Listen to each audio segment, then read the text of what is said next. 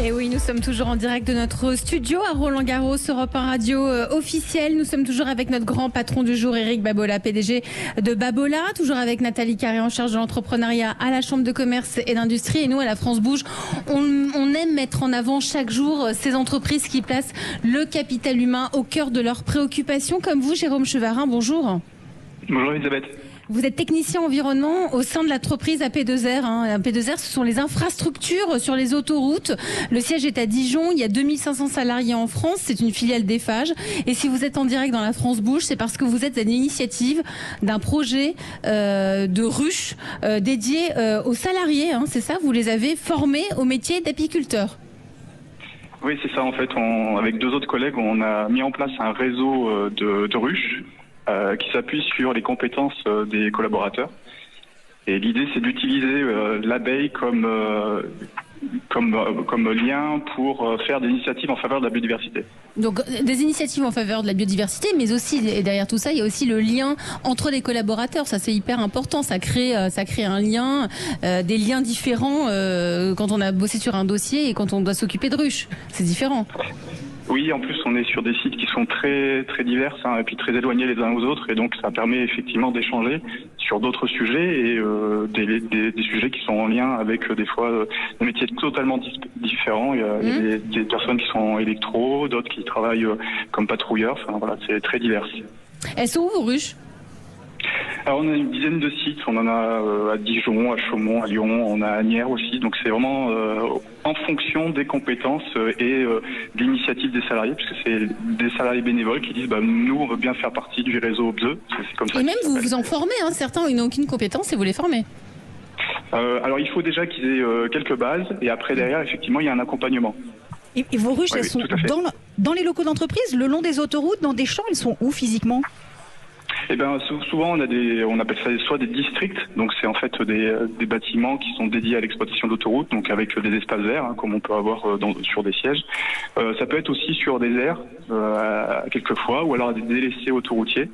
Et la seule contrainte, c'est qu'il faut qu'on puisse y aller pendant les heures hors de travail, pour qu'on puisse y aller ouvrir facilement. Voilà, ça fait du bien aux salariés. Enfin, vous allez me dire oui, évidemment, mais franchement, quel est le plus pour les salariés, au-delà de les sensibiliser à la biodiversité, c'est quoi le plus dans le lien entre collaborateurs ?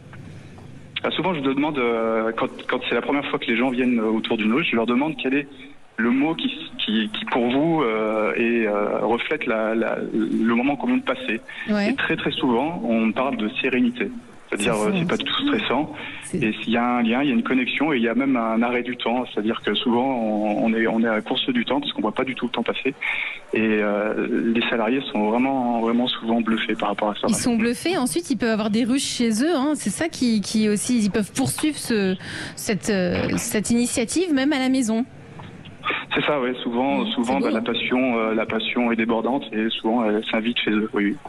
Merci Jérôme Chevarin, vous êtes salarié chez AP2R et technicien environnement et initiateur du projet de ruche pour les salariés. Merci d'avoir été en direct dans la France Bouge. Eric Babola, PDG de Babola, alors vous c'est le sport, c'est ce que vous faites j'imagine pour la cohésion entre les salariés ? Oui exactement, le métier de l'entreprise c'est le sport, et on a la chance d'avoir pas mal de collaborateurs qui sont passionnés de sport, en tout cas on les encourage. Quand on vient bosser chez Babola, j'imagine qu'on est un passionné de sport. C'est un critère d'embauche ? Souvent c'est un critère d'embauche pour nos commerciaux sur le terrain, ils doivent savoir jouer. Après pour des comptables ou dans la logistique, c'est pas forcément la clé, mais c'est vrai que c'est un point commun des collaborateurs qui ont envie de travailler dans des entreprises de sport, et on propose à nos collaborateurs des salles de sport dans nos sites lyonnais notamment, pour pouvoir pratiquer à l'intérieur. À l'intérieur même, ou c'est avec des partenariats ? À l'intérieur de l'entreprise. Vous avez des salles dans vos avec des vestiaires, avec des douches, génial, avec du matériel pour faire de la muscu, mais aussi notre association sportive gère du foot ou des compétitions corpo entre entreprises.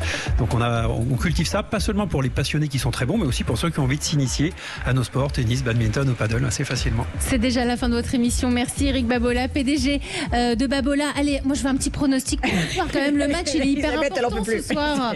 Ce soir, vous allez assister au match. Nadal-Djokovic. Nadal-Djokovic. C'est Nadal qui va gagner. Allez, un petit score. Allez. Oh, le score, c'est combien de 7? Je pense que ça va se mettre en 4-7. Je pense qu'il va gagner. Allez, en 4-7, vous pensez qu'il va gagner. Merci à vous, Eric Babola. Nathalie Carré-nous, on se retrouve demain. On sera à Lyon. En direct de la CCI de Lyon, Saint-Étienne.